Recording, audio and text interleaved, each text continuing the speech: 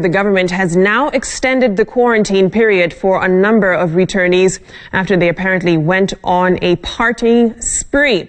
Well, Health CS Mutahi Kagwe says that the returnees will have to stay in their facility for an extra 14 days to rule out the possibility of infection. Chemutai Goin has more on today's briefing that also reported the lowest number of new infections in the last week. The CS's daily ritual had a mixture of good and bad news. Bad news because some of the returnees in quarantine facilities are now accused of defying government directives on social distancing, thereby putting themselves and everyone else at risk. There are those who actually went on partying sprees in quarantine facilities. We have instructed our medical teams to extend quarantining those in facilities which we believe have got individuals who need another 14 days, given the fact that the contacts that they have within the quarantine facilities have tested positive. And the extra days will still be at their own cost. Some people can quarantine themselves in very expensive hotels. Others can't. So for us is to take care of the least able. For a good part of the week, most of the new cases have come from the quarantine facilities.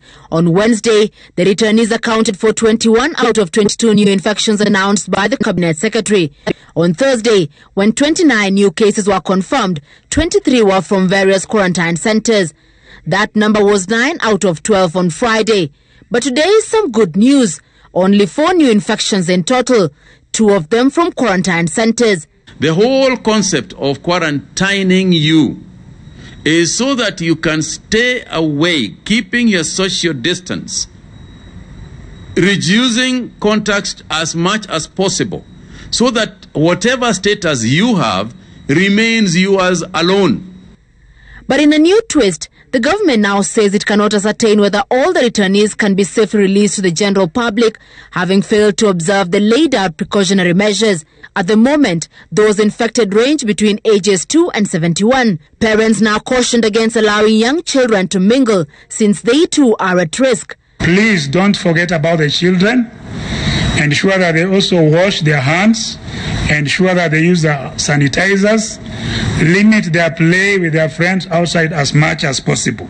With local transmission accounting for 30% of the 126 cases so far, Dr. Ahmad says they are keen on breaking the transmission chain. Contact tracing remains the largest activity that we have right now.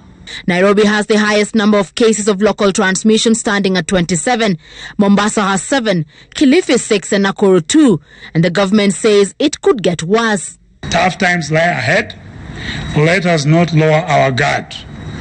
Together, if we work like we are doing, we shall overcome. The government now calling on the youth to provide a more impactful response towards the war against COVID-19, that instead of spreading fear and panic, stand to be countered by spreading messages that will be crucial in flattening the curve. Chemutai Goin, Citizen TV, Nairobi.